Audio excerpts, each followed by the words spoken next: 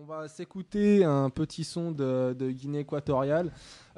Juste pour préciser que vous pourrez retrouver la première émission de Alexis et François le 10 décembre, hein, si je ne me trompe pas. Ça sera le 10 décembre, ça sera sur le Mali. Voilà. En attendant, on va s'écouter un petit son de Guinée équatoriale et on a aussi dans les studios Monsieur Raimundo Ella. Voilà, Monsieur Raimundo est là qui va venir nous présenter un peu la situation en Guinée équatoriale juste après cette musique.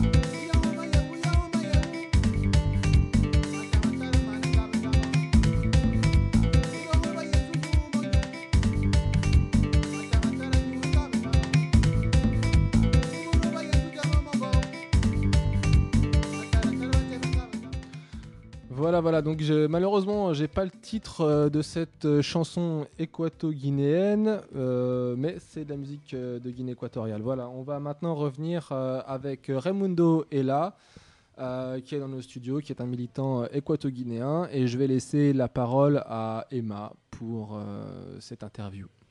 Alors, nous accueillons Raimundo Elanzang de Guinée équatoriale qui va nous présenter un petit peu son parcours et la situation actuelle de son pays et ses projets par rapport à cette situation. Donc, je vais laisser la parole à François qui va interviewer Raimundo. Bonsoir Raimundo. Bonsoir. Vous allez bien?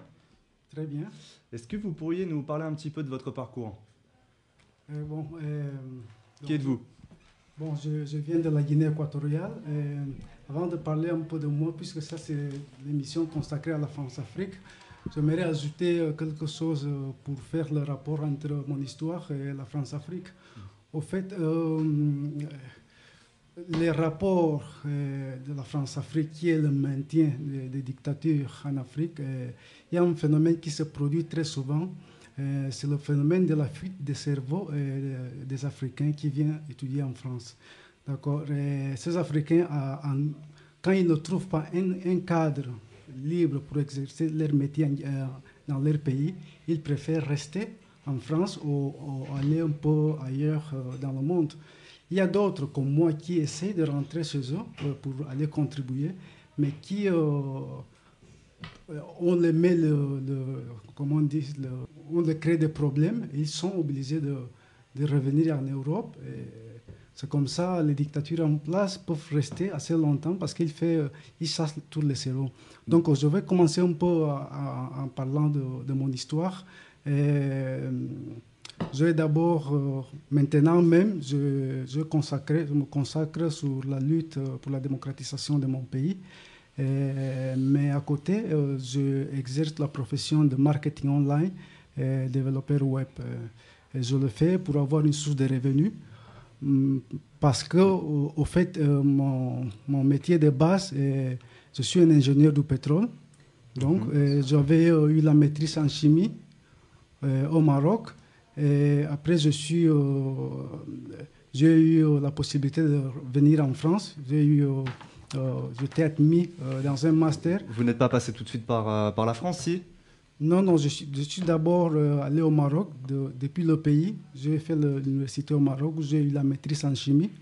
Ensuite, j'ai été admis ici à l'Institut français du pétrole qui organisait un master avec l'université Paris 6. Donc, j'ai fait un master en pétrochimie. Ensuite, j'ai eu la possibilité d'avoir une bourse pour faire compléter ma formation. Donc, j'ai fait un master en management et commerce international à l'INSEC de Paris. Donc, après ça, j'étais embauché directement ici par une entreprise américaine pour aller travailler chez moi comme ingénieur de terrain. Donc, qu'est-ce qui s'est passé une fois dans votre pays, justement, en tant qu'ingénieur? Justement, dans mon pays, c'est arrivé ce que j'ai décrit au début, que j'ai eu des problèmes. Ils m'ont créé expressément des problèmes parce que le régime en place ne voulait pas admettre d'avoir un haut cadre formé qui était hors de leur contrôle. Donc, ce qu'ils ont fait d'abord, c'est qu'en arrivant, ils m'ont proposé, ils m'ont nommé directement de travailler avec eux comme fonctionnaire du ministère de l'économie.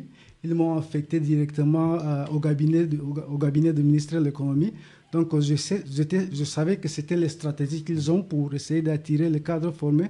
Donc j'ai dit, bon, je suis ingénieur, je me suis formé dans le domaine du pétrole. Vous vous êtes senti contrôlé dans votre travail là-bas ou... Justement, ils m'ont créé des problèmes dans le travail. Donc, lorsque j'ai refusé de collaborer, de prendre le poste de fonctionnaire du ministère de l'économie, travailler dans le cabinet des ministres, donc ils m'ont cherché des problèmes dans l'entreprise indirectement. Donc, j'étais harcelé, ce qui m'a fait, j'ai démissionné. C'est moi-même qui ai laissé mon emploi. Ce n'était pas quelque chose qui peut avoir quelques signes d'incompétence comme ça, parce que toutes les entreprises, au fait, chez moi, ils voulaient que je travaille avec eux. Donc, et qu'est-ce qui s'est passé par la suite, alors, après cette démission? Voilà, après la démission, je suis resté au pays un tout petit peu pour essayer de voir si je pouvais dédier à une autre activité. Et bon, dans tout ce temps-là, ils voulaient que moi je reprenne le travail. Bon, ce que moi je n'ai pas fait parce que je ne voulais pas rentrer dans le système de la corruption, parce que je connais mon pays, nous sommes un petit pays de 700 000 habitants. Je ne voulais pas rentrer dedans, j'avais ma formation. Donc j'ai décidé donc, ils m'ont fait la vie impossible. Donc j'ai décidé de retourner en France, à l'exil, mais pas pour travailler dans mon métier. Vous avez changé de voie, en fait, c'est ça? Voilà. Donc, j'ai décidé, j'ai vécu en chair en os le souffrance de mon peuple, donc je vais faire l'opposition politique. Donc, je me suis dit, le système, il veut que les gens retournent, et lorsque les gens retournent, ils commencent à chercher l'emploi dans leur métier, et du coup, ils n'ont pas de temps pour faire l'opposition. Donc vous, votre objectif maintenant, c'est donc de travailler pour la démocratisation de votre pays. Et quels sont vos projets aujourd'hui et vos actions à venir? Donc mon projet d'abord, comme nous sommes un pays hispanophone, lorsque je suis venu en exil, je suis resté d'abord en Espagne pour essayer d'être en contact avec l'opposition là-bas et de travailler avec eux. Mais le régime, en ayant l'influence en Espagne, je n'ai pas pu exercer mon métier d'activiste politique en Espagne. Ce qui m'a obligé de revenir en France pour essayer de travailler ici avec les groupes, puisque la France est beaucoup plus avancée au niveau de l'activisme. C'est un pays qui a beaucoup plus d'expérience sur le lutte de la démocratisation. C'est ce qui m'a amené ici. Donc mon projet ici, c'est de travailler sur une association. Je vais créer une association pour la démocratisation de mon pays, dont j'utilise les nouvelles technologies comme Internet pour arriver à envoyer des messages, surtout aux jeunes de mon pays. Ouais, donc, et cette opportunité qui nous a donné Survie et FPP pour nous exprimer, c'est quelque chose qui est très, très important pour nous aussi, pour faire passer notre message. Eh ben, alors, on vous souhaite beaucoup de courage dans cette lutte et de pouvoir avancer pour informer et améliorer la démocratisation en Guinée équatoriale. Merci Raimundo. J'aimerais ajouter quelque chose pour finir, c'est que nous allons avoir une rencontre ici entre l'opposition pour essayer de rédiger un mémorandum et l'envoyer au gouvernement pour leur donner une proposition exacte de ce que nous voulons comme solution démocratique dans notre pays. Donc j'aurai l'occasion de parler de la Guinée équatoriale dans une émission que la FTT nous a accordée qui s'appelle Forum africain. Donc c'est là où je vais parler en détail tout ce qui se passe. Quand sera diffusée cette émission? Cette émission, ça passera tous les dimanches de 10h à midi. Okay. Donc là, on va... Ça sera sur FPP 106.3. Merci beaucoup, Raimundo. Merci beaucoup. Voilà, juste une dernière question, Raimundo. Est-ce que... Merci beaucoup. Voilà, juste une dernière question. Ah oui, il m'entend pas. Bon, c'est pas grave, on va se passer un petit peu de musique et on reviendra avec Françoise pour les chroniques littéraires.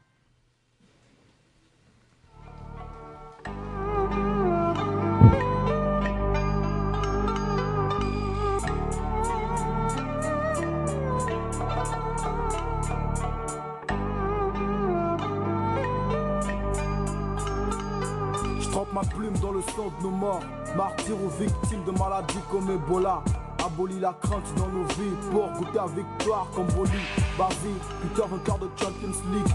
Vu que le chant des soldats d'enfer nous lie, l'action devient aggravée, pas comme je suis sur le Hull torturé, mutant sur complexe. Quand je m'allie au Viet Cong, ce qui est con c'est qu'on tient pas compte des conséquences. Cancer de nos existences calées, alors les larmes coulent sur nos joues, telles les chutes du Niagara pour irriguer le Kalahari qu'habite nos cœurs. Cœur qui a le hockey, car ayant soif d'épouser une lutte que beaucoup disent perdue d'avance. J'avance dans une Afrique où les opérations Condor sont encore en cours. Car nos tyranniques criminels tels El Niño, Ivan ou Jeanne, fainéantistes comme Marie-Jeanne, déclarent révolutionnaires et soudain me voilà marginalisés comme les Falachans en Israël. Devine donc la phobie, donc si Timek, c'est nos sur les sentiers d'espérance. Autour des feux de la résistance, c'est la danse de la dissidence, légitime défense. Reste le point dans les cieux sur les sentiers d'espérance.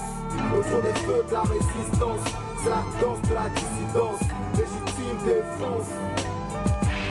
Reste le point dans les cieux. Mon peuple, noir dans un banc d'acide, font comme sous le soleil la cire. Ils me guident, aïe, les cela c'est aïe, dans sec. Existence empoisonnée comme Arafat, Yasser, ou comme Tchenko, mes textes. En guise d'une Chaco, contre les pseudo-panko. Megalaki, Manila, mégalomanie, pire Nicolae. En Roumanie, trop schizophrène. La lutte freine, les fils Nimrod sont témoins à court de et d'Emeraude. Qu'ils sont tous courbés sous le joug du nouveau Hérode. Nos princesses nubiennes n'ont passé, hydroquinone c'est leur peau. Car voulant toutes s'assimiler à la Joconde, femme du colon, Dalida, Vida de ma force, en montant mes dreads car combattant. La pomme d'Ève, j'ai croqué, groggy par ce flux luciférique. Ma fierté, je l'ai perdue comme mes dents de lait. Demandez-leur où sont nos Mandela, nos Fela, tous ceux-là qui comme martyrs ont fini. Depuis ma base terrestre scrute l'infini, affiné au RAP raffiné.